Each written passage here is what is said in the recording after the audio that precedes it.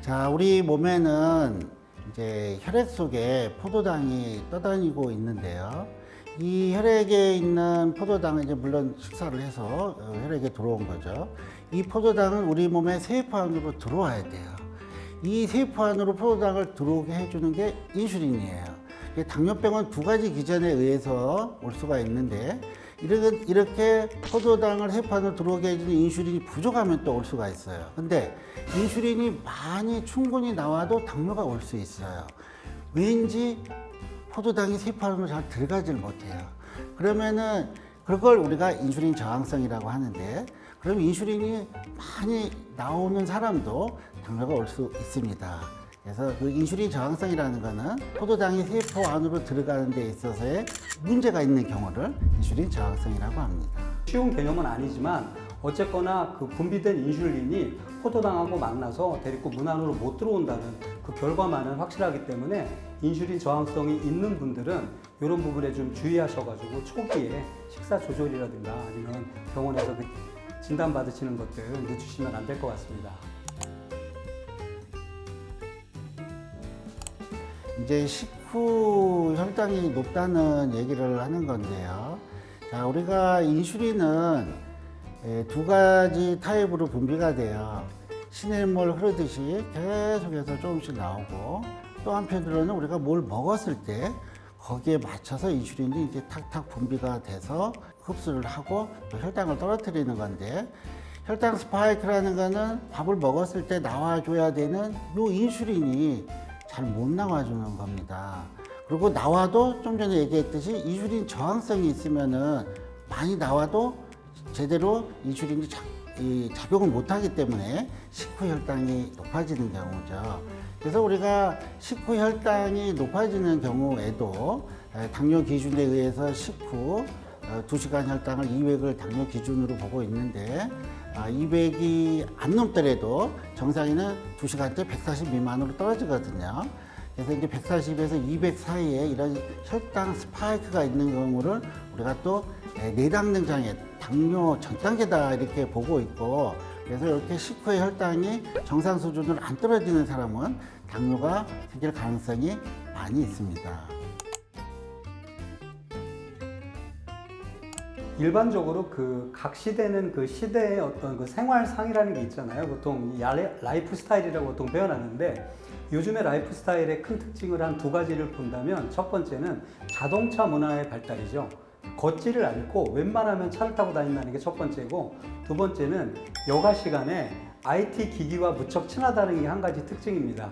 예전 같으면 정말 뭐 이렇게 전화도 하고 어디서 만나자 그러면 버스도 타고 가고 뭐 걸어도 가고 이래서 만나서 뭐 어디 돌아다니면서 놀고 그랬는데, 요즘은 차 타고 움직여서 어디 가서 핸드폰을 본다거나 누워서 여러 가지 OTT 서비스를 즐긴다거나 이런 식으로 많이 시간들이 흘러가기 때문에 전반적으로 칼로리를 소모할 수 있는 여력들이 많이 떨어져서 젊은 층에서도 그 중년, 장년 이상의 그 질병들이 일찍 나타나지 않나 이렇게 생각합니다.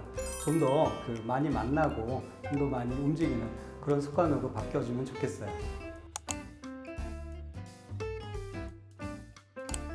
자, 우리 여성은 갱년기 전과 후가 완전 다른 인생이에요. 많은 경우가 이제 변화가 오게 되는데, 이제 여성 호르몬이 주로 무슨 기능을 하느냐 아시겠지만 아기를 낳기 위한 호르몬이에요.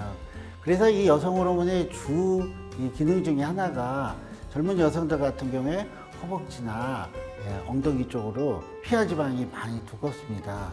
그 피하 지방을 통해서 에너지를 이제 많이 저장을 하는 그런 기능을 또 갖고 있다고 해요. 그 외에 여러 가지 기능들도 있지만, 이게 이제 50대 이후 폐경이 갱년기가 되면서 이 호르몬이 급격하게 떨어지면 그 기능이 없어지면서 과거에는 피하지방으로 쌓았던 것이 복부지방으로 주로 쌓이게 돼서 나이가 들면서 이제 많이 복부지방이 오게 되는 경우가 많이 있다고 합니다. 그래서 그 외에도 물론 이제 여러 가지 작용들이 있고 또 나이가 들면서 오기도 하지만, 역시 복부비만이 많이 들면서 이 대사 질환이 같이 증가하는 것으로 또 일부에서는 보고 있습니다. 50대 이후 남성들도 문제가 아닐까 이렇게 생각합니다. 일반적으로 이제 사회생활을 하게 되면 50대가 이제 사회생활에서 가장 큰 충격을 겪는 시기라고 하거든요. 제 친구들도 보면 50대 전후로 회사에서 다 나가라고 하고 뭐 하기 때문에 여러 가지 그동안 살아왔던 라이프 스타일이 이제 굉장히 크게 바뀌는 세대가 남성한테도 다가오게 되죠. 그래서 우울감도 오게 되고 여러 가지 사회적으로도 좀 더 위축되는 그런 일들이 있어서 이제 신체 활동도 훨씬 더 줄어들게 돼서 남성들 역시도 대사질환에 굉장히 쉽게 노출되는 그런 때가 아닌가 합니다. 자, 우리가 대사증후군의 그 뿌리 근처에 주요한 요인을 우리가 이제 비만으로 본다고 좀 전에 얘기를 했는데요. 피하 지방도 좀 나쁘지만 복부 지방이 굉장히 나쁩니다. 왜냐하면 이 복부에 있는 이 지방은 우리의 또 다른 내분비 기관이라고 얘기할 정도로 많은 물질들을 분비를 합니다. 여러 가지 사이토카인이라든가 또 몸에 안 좋은 TNF-알파라든가 이런 것들이 많이 분비가 됨으로 해서 뭐 성장 호르몬의 분비도 떨어뜨릴 뿐만 아니라 여러 가지 염증 수치들을 올리고 혈관도 나쁘게 한다고 하는 거거든요. 당연히 또 여기서 나오는 좀 전에 얘기했던 이런 물질들 자체가 또 혈관에도 작용을 하지만 인슐린을 분비하는 췌장세포에도 작용을 해서 또 그거가 작용이 되는 근육에도 작용을 해서 인슐린 분비에 저하도 오지만 또 여러 가지 인슐린 저항성도 증가시킨다고 하는 겁니다. 그래서 이 비만이 이런 대사증후군 그 뿌리 중심에 딱 자리하고 있듯이 이 비만이 있을 때 이런 대사질환이 급격하게 증가하는 것으로 보고 있습니다. 그 생화학적인 관점에서 좀 한번 부연 설명을 드리면요. 사실은 이 사람의 몸은 기관, 조직, 그리고 세포의 수준으로 점점 이루어져 있는데 세포의 수준으로 봤을 때 사실은 이 둘 사이는 뭐가 뭐의 원인이다라고 보기보다는 서로 상호간에 연결되어 있습니다. 우리가 먹은 과도한 탄수화물이 비만 세포를 만드는 아디포사이트라고 하는 그 세포를 자극해서 비만 세포를 만들게 되고 만들어진 그 비만 세포는 세포 자체도 또 살아나야 되기 때문에 거기서 또 여러 가지 호르몬들을 분비해야 되지 않습니까? 자기도 지금 만들어진 세포인데 어쨌거나 살아나야 되니까 자기 역할을 하느라고 그래서 만들어진 비만 세포는 여러 가지 물질들, 호르몬류를 비롯한 다양한 신경 전달 물질, 세포 전달 물질들을 내게 되기 때문에 그게 다시 또 비만을 더욱더 부추겨서 요요를 일으키게 하는 그런 원인이 되고 있기 때문에 전체적으로는 먹을 필요 없는 나쁜 탄수화물이라든가 나쁜 과도한 칼로리들이 들어와서 비만세포가 만들어지고 이 비만세포가 다시 대사질환을 만들고 대사질환은 더 큰 비만세포의 증가를 일으키고 이런 서로 상호의 연결관계가 있기 때문에 이 관계를 우리가 먹는 음식과 휴식과 그리고 운동을 통해서 초기에 끊어야 되지 않나 이렇게 생각합니다. 자, 우리가 콜레스테롤은 특히 뭐 눈에 보이고 그런 게 아니기 때문에 사실은 이제 무시를 하는데요.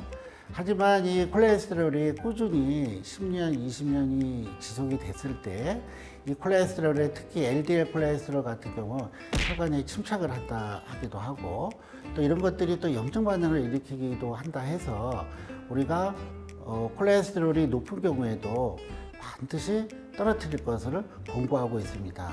LDL 같은 경우에 이제 160 넘어가면 이상이 있다는데 지금 일반인도 130 미만으로 낮추라 하고 다른 질환, 혈압이라든가 또는 당뇨를 갖고 있으면 100 미만, 심지어 심혈관 질환을 가진 사람이다 하면은 60 미만까지도 떨어뜨리라고 권고를 하고 있는 이유는 이 LDL 콜레스테롤 자체가 혈관에 큰 문제를 일으키기 때문입니다. 그 콜레스테롤 말씀 많이 들어보셨을 텐데 그럼 이렇게 생각하시는 분들도 있을 거예요. 그 콜레스테롤 안 좋은 거면 그거 이제 아예 그냥 없애가지고 0으로 만들면 어떨까 이렇게 생각하실 텐데 사실은 이 콜레스테롤은 이 혈관을 비롯한 모든 세포에 신호 전달에 굉장히 중요한 역할을 하는 물질이기 때문에 뇌세포라든가 이런 혈관에 콜레스테롤이 너무 수치가 낮거나 없게 되면 몸에 굉장한 위해를 끼칠 정도로 생명을 위협할 정도로 중요한 물질입니다. 단지 원장님 말씀하신 대로 그 수치가 있는데 그 수치보다 이제 올라가는 게 문제이기 때문에 이것들이 너무 과하게 되거나 특정 그 콜레스테롤의 양들의 그 비율이 안 맞게 되면 문제가 되는 것이니까요. 그런 부분에서 좀 오해가 없으셨으면 합니다. 당연히 질환으로 어떤 판명이 나신 분들은 병원에서 의사 선생님하고 같이 상의해서 적절한 약물이라든가 그 외에 처방을 받으셔야 되겠지만 일반인들 가운데 이런 것들이 좀 두려운 분들이 있잖아요. 지금 현재는 이런 병이 있는 건 아니지만 앞으로 이런 거 있으면 어떡하냐 두려운 분들이 계시면 제가 늘 말하는 4가지를 말씀드리려고 합니다. 첫 번째는 식이섬유가 풍부한 식사를 하자 이겁니다. 채소나 이런 것들 그리고 그 과일이나 이런 것들 가운데서도 좀 식이섬유가 풍부한 것들 그런 거 위주로 식사를 하자 첫 번째고요. 두 번째 7시간 이상의 수면을 취하자. 8시간 자면 가장 좋다고 모든 데이터들이 나와 있는데 저 역시도 그거 지키긴 어렵더라고요. 7시간 이상 자면 눈도 떠지고 해서 그래서 그렇게 이제 하는 것들. 그리고 세 번째 하루에 3번 이상 충분한 어떤 자기의 어떤 심박수를 올릴 만한 운동 30분이 권고되고 있습니다. 예전하고는 약간씩 좀 달라졌는데요. 매일 하실 필요도 없는 거로 되어 있고 그래서 30분 이상 3번 한다면 운동도 그 정도면 괜찮을 것 같고 마지막 4번째는 정기 검진입니다. 주변에 자기가 가까이 갈 수 있는 병원에 가셔서 여러 가지 혈액 지표라든가 뭐 여러 가지 몸과 관련된 BMI 지표값이라든가 이런 것들 확인하시는 거. 정리해서 말씀드리면 식이섬유가 풍부한 식사, 7시간 이상의 수면, 그리고 3번 30분 기억하시고 마지막으로 중간중간에 나는 건강하니까 병원 갈 필요 없어 생각하지 마시고 가까운 병원에 한번 정기적으로 가보시는 거 이거를 권해드립니다.